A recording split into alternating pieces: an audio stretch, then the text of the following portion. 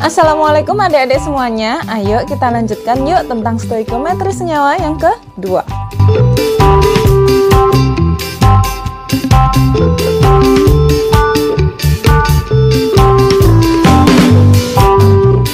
Adik-adik semuanya, pada video kali ini nanti akan dibahas mengenai kadar suatu senyawa dan bagaimana cara menghitungnya. Ayo kita lanjut aja yuk.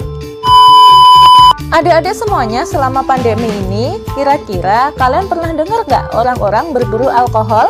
Salah satu bahan yang digunakan untuk membuat hand sanitizer sendiri di rumah adalah alkohol 70%. Jadi apa sih artinya dari alkohol 70% itu? Apa ya, Ya, maksudnya adalah jika kalian memiliki 100 ml alkohol 70%, maka artinya adalah 70 ml-nya merupakan cairan alkohol itu sendiri, sedangkan yang 30 ml itu merupakan air atau pelarutnya. Ada suatu bagan untuk memperdalam pemahaman kalian ya. Ayo kita aktifkan logika kalian. Adik-adik semuanya, kalau misalkan kalian mau mengambil suatu senyawa atau mensintesis suatu senyawa, pasti kalian mengambil sampel atau cuplikan kan? Nah, dalam cuplikan itu ada suatu senyawa yang kalian maksud. Dari dalam senyawa tersebut pasti ada unsurnya. Jadi intinya cuplikan mengandung senyawa, senyawa mengandung unsur.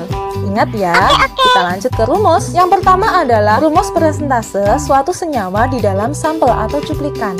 Rumusnya adalah persentase senyawa sama dengan massa senyawa per massa cuplikan kali 100%. Iya, selanjutnya adalah rumus persentase unsur dalam suatu senyawa. Rumusnya adalah persen unsur sama dengan indeks unsur kali AR unsur per ml senyawa kalikan 100%. Iya, benar. Selanjutnya, kalian juga bisa menghitung massa unsur di dalam senyawa tersebut. Rumusnya adalah massa unsur sama dengan indeks unsur kali AR unsur per ml senyawa kali massa senyawa. Iya, benar. Ayo kita langsung masuk ke contoh ya teman-teman. Berapakah kadar N atau nitrogen pada urea, di mana rumus molekulnya adalah CONH2 2 kali, di mana ARN sama dengan 14, ARO sama dengan 16, ARC sama dengan 12, dan ARH sama dengan 1.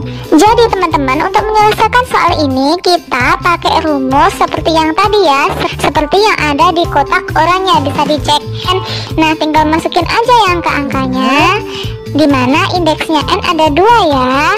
Dihasilkan persentase N dalam urea ada 46,67%. Lanjut ke contoh soal yang kedua ya.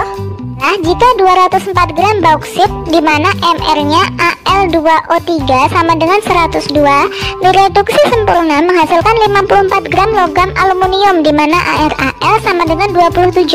Persentase Al2O3 dalam cuplikan tersebut adalah. Untuk soal ini sudah paham belum? Kok bingung ya? Masih bingung ya? Jadi ingat bagan yang tadi sudah aku jelasin. Di sana cuplikannya berupa batu bauksit.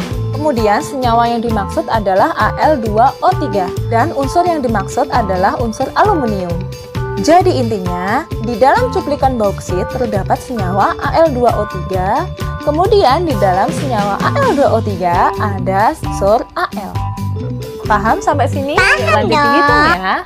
Siap kakak. Teman-teman, pertama yang kita hitung dulu adalah massa AL-nya, karena di sana semuanya sudah diketahui ya teman-teman, dimana pakai rumus yang tadi ya, yang ada di kotak oranye.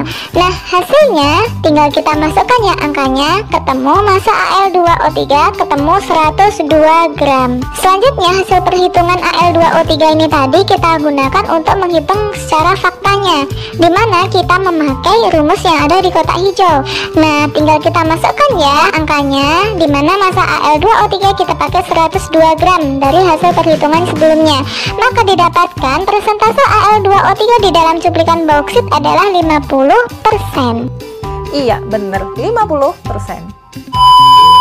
Alhamdulillah adik-adik, akhirnya pembahasan tentang kadar suatu senyawa itu bagaimana cara menghitungnya sudah selesai ya. Tinggal satu bahasan lagi, yaitu mengenai apa sih itu senyawa hidrat. Tunggu aja di next video ya. Adik-adik jangan lupa ya, kalian like, komen, subscribe ya. Nontonnya juga jangan di skip loh.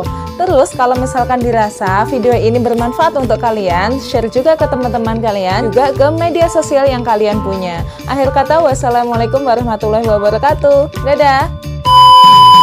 Rumus molekul dengan